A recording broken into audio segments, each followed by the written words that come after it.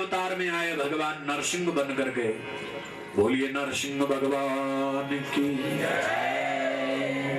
नरसिंह बन करके आए, नरसिंह बन करके भगवान आए, भक्त प्रहलाद की रक्षा करी, हिरण्यकश्यप का वध किया। 15वीं बार भगवान बामन बन करके आए, बौना बन करके। बामन, वामन यानी ब्रह्म रूप में आए। पीले कपड़े पहने, छोटा रूप, छाता कांधे पर।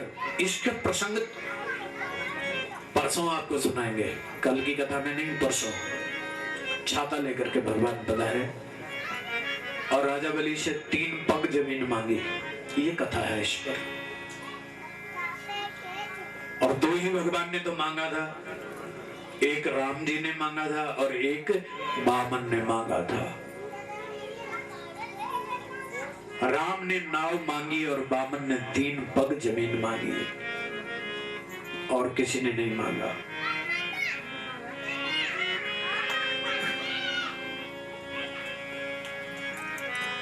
पंद्रह नंबर पर बामन भगवान प्रकट हुए, 16वें नंबर पर परशुराम अवतार हुआ। परशुराम भी भगवान विष्णु के अवतार थे। ये भी बड़े तपस्वी, बड़े हरिभक्त, बड़े धनुर्धर। गुस्सा ज्यादा था। सहस्त्रबाहु ने, सहस्त्रार्जुन ने इनके पिता की गर्दन काट दी, तो इनको क्रोध आया और इन्होंने 21 बार क्षत्रियों को धरती से अलग कर दिया था। बड़ा प्रयास किया कि मेरे पिता ऋषि जमदग्नि ऋषि को इन्होंने अकारण मारा। उनके पास एक गाय थी इसलिए मारा, और उस गाय का नाम था कामधेनु। तब राम जी ने निवेदन किया और तब जाकर के परशुराम ने सबकी रक्षा करी। कितने अवतार हो गए?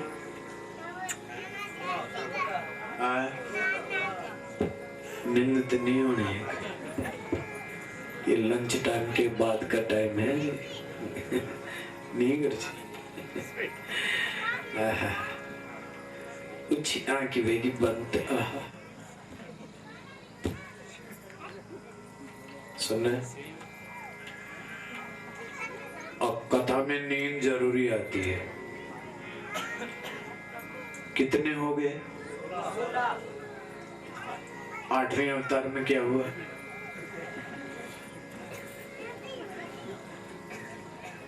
कहना तो सरल है, ऋषभ देव।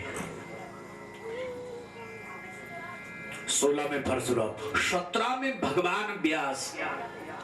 देखो, व्यास भी विष्णु है।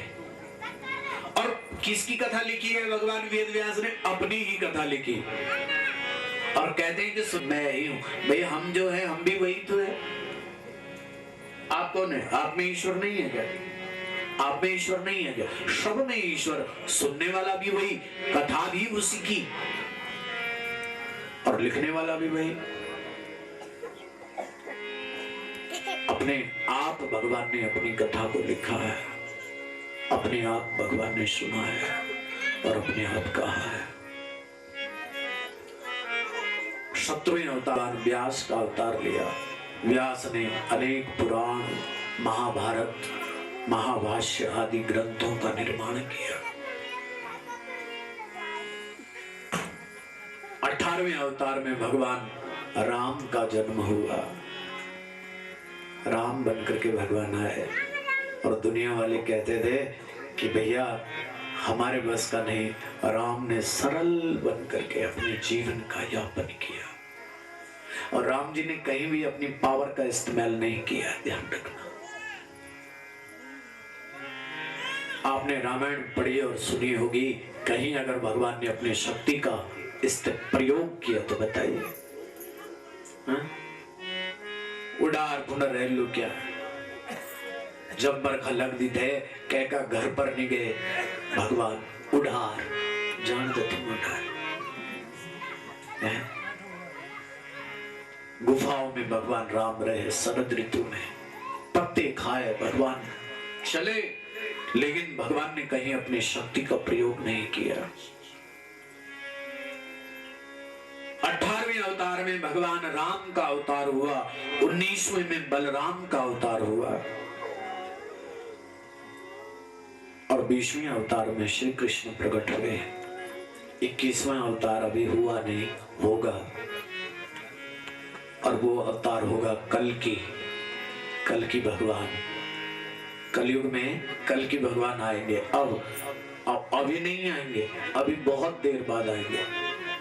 और अब किसके घर में आने का प्रोग्राम है भगवान का पता है? ब्राह्मण के घर में है जी, ब्राह्मण के घर में। किस ब्राह्मण के घर में? बोले विष्णु यश नाम होगा। विष्णु यश कहाँ आएगा? बोले साउथ में, दक्षिण भारत में। दक्षिण भारत में भगवान का प्राकट्य होगा। एक आदमी मुझे पूछ रहा था, महाराज मैं दर्जी हूं ना, कपड़े देना चाहता हूं भगवान को, कौन से कपड़े पहनेंगे बताओ जरा। फिर हमने कल की पुराण में देखा भगवान की वेशभूषा के बारे में कि कैसे वस्त्र भगवान पहनेंगे। बोले चूड़ीदार पजामा नीचे से,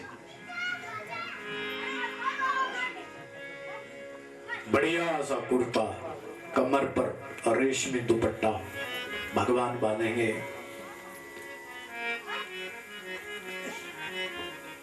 तो हथियार देने वाले लोगों ने पूछा, महाराज भगवान कौन सा हथियार धारण करेंगे कलयुग में? इतने बड़े बड़े बम हैं। दूसरा देश कहता कि एक ही बम छोड़ूंगा तो सफा। कैसा होगा? उसके सामने अगर भगवान कभी आ गए तो कैसा हथियार चाहिए? ये आज से लोगों ने पहले ही सोच लिया कि भगवान जब अवतरित होंगे तो कैसे हथियार भगवान के पास होगा। पुराण में वर्णित हुआ और पता लगा कि भगवान के हाथ में तलवार होगी।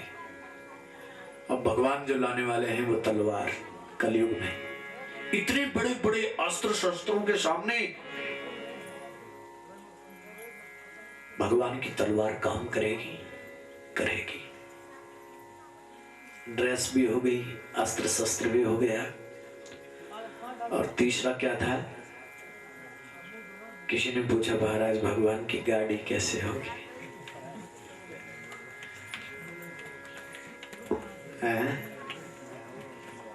4-4 करोड़, 5-5 करोड़, 6-6 करोड़ की गाड़ी है, 10-10 करोड़ की गाड़ी है। कौन सी गाड़ी में भगवान बैठेंगे? तो कल की पुराण ने जवाब दिया, बोले भगवान कोई सी गाड़ी में नहीं बैठेंगे। भगवान फिर एक बार अपने घोड़े पर बैठेंगे, एक बार। अब ऐसी गाड़ी चलेगी जो घोड़ा होगा। अच्छा, तो एक चमार भाई ने भी पूछा कि जूता कैसे पहनेंगे? महाराणा प्रताप वाले राजस्थान के अलग अलग प्रांतों का भगवान चयन करेंगे और अलग अलग जगह से भगवान कुछ न कुछ स्वीकार करेंगे, आएंगे। क्या पता हम रहे न रहे।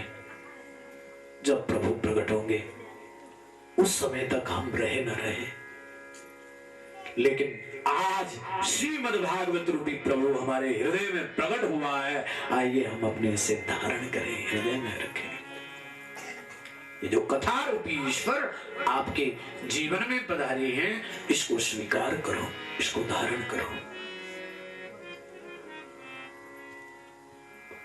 22वां हरि अवतार है। हरि अवतार में भगवान ने 2 काम किए। हाथी को बचाया और मगरमच्छ को मारा, दोनों का उद्धार किया। 22वां भगवान का कूर्म अवतार है, जिसकी चर्चा कच्छप अवतार से पहले की गई है। कूर्म अवतार और 24वां भगवान का हयग्रीव अवतार, घोड़े का सिर लगा करके भगवान ने वो हयग्रीव अवतार किया। 24 अवतार तो ये निर्धारित श्रीमद् भागवत में कथा है। और इसके बाद कहा है भगवान ने, एते जांस गला पुंसा कृष्णास्तु भगवान स्वयं इंद्रारिव्याकुलं लोके मृगयन्ति युगे युगे अवतार्य संघायां हरे सत्त्वनिधे द्विज यद विद्यासुनः कुल्य सरसस्युषहस्रश। यूं तो भगवान हजारों हजारों बार अवतार लेते रहते हैं, आते रहते हैं, लेकिन कभी कभी अगर कोई सच्चा भक्त अगर भगवान को पुकारता है,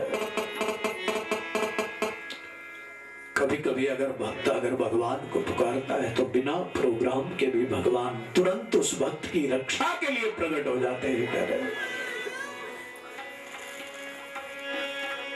किसी को यदि आज आवश्यकता है अभी और उसे ईश्वर की जरूरत पड़ती है, तो ईश्वर उसे तुरंत दर्शन दे करके उसके दुख की निवृत्ति करता है।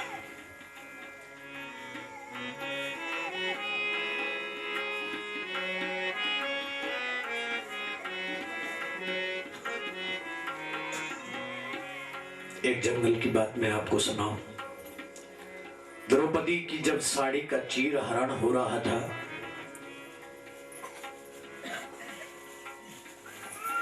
तो ये कोई पूर्व में निर्धारित नहीं था कि ऐसा होगा। बोलो, ये तो अचानक हुआ ना। द्रौपदी की साड़ी का चीर हरण जब हुआ तो अचानक हुआ। और किसने बचाया द्रौपदी को?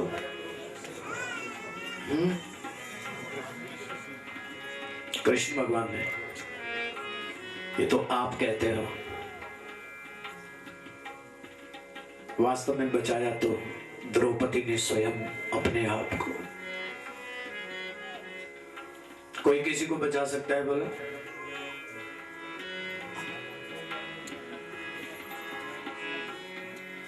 द्रौपदी ने अपने आप को अपने आप बचाया था। ध्यान से सुनो कैसे।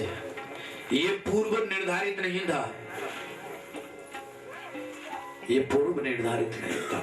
एक दिन की बात है, द्रौपदी स्नान कर रही थी गंगा के किनारे। और गंगा के किनारे स्नान करना कोई सरल काम नहीं होता, बहुत मुश्किल होता है। और हम पहाड़ियों को तो अनुभव भी होता है कि कैसे नहाना चाहिए, कपड़े कितनी दूर रखने चाहिए, और तब कैसे गंगा में प्रविष्ट होना चाहिए। तो द्रौपदी को पता था, इसलिए द्रौपदी ने अपने वस्त्र दूर उतार दिए, स्नान करने गई। स्नान करके आई। द्रौपदी को पता नहीं था, लेकिन गंगा के उस पाली तरफ एक ऋषि और स्नान कर रहे थे। उन ऋषि का नाम था दुर्वासा ऋषि।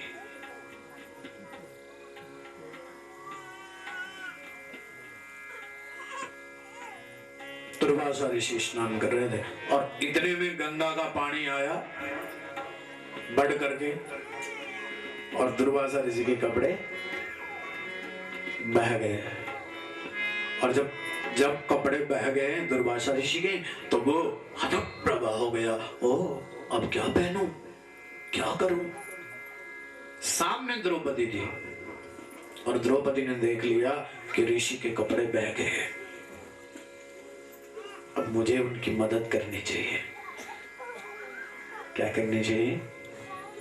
बोलो, मदद करनी चाहिए।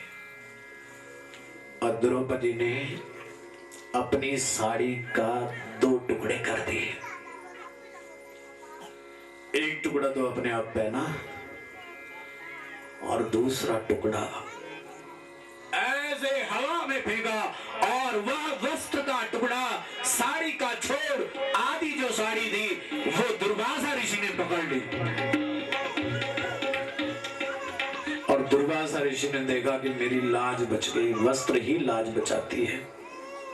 दुर्वासा ऋषि ने देखा, हे द्रौपदी, आज तूने मेरी लाज बचा दी, जा मैं तुझे वरदान देता हूं कि भगवान न करे और यदि कभी तेरी लाज जाने की नौबत आए और तू हरि को पुकारे तो ये जो साड़ी का टुकड़ा तूने मुझे दिया यही साड़ी 1000 गुना बन करके आएगी और तेरे जीवन में तेरी लाज की रक्षा करेगी, तेरी रक्षा करेगी। प्यारे बोलो, किसने बचाया द्रौपदी को?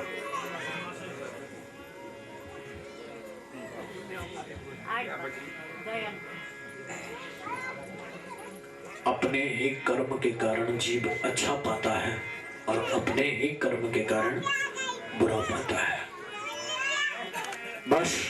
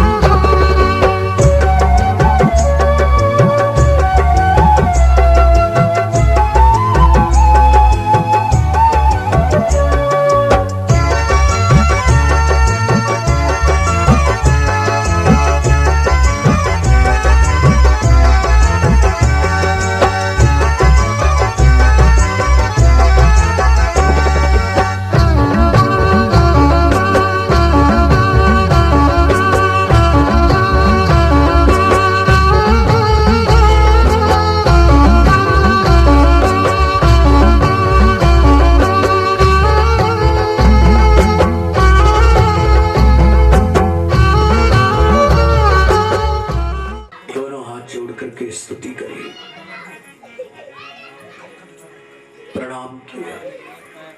कन्हैया ने द्रौपदी के आंसुओं को हटाया और आंसू को हटा करके कहने लगी, क्या हुआ द्रौपदी, क्यों रो रही है द्रौपदी? द्रौपदी ने कहा, भैया ये देखो, मेरे सोते हुए बेटों की गर्दन काट दी। किसने मेरे ये सोते हुए पुत्रों की गर्दन काट दी?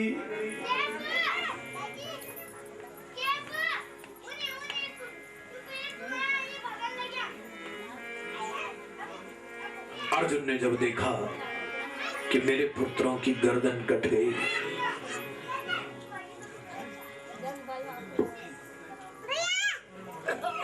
अर्जुन ने प्रतिज्ञा कर दी, मेरी चाहिए बामण को धन केवल भिक्षा,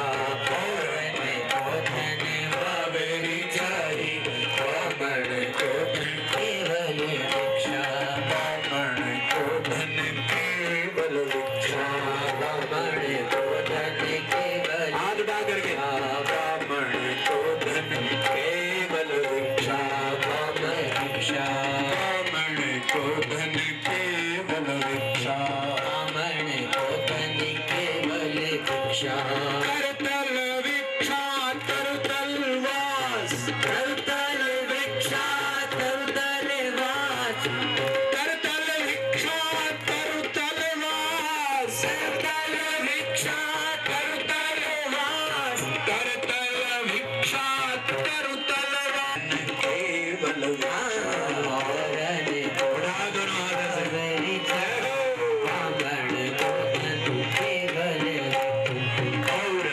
चाहिए बामण को धन केवल भिक्षा,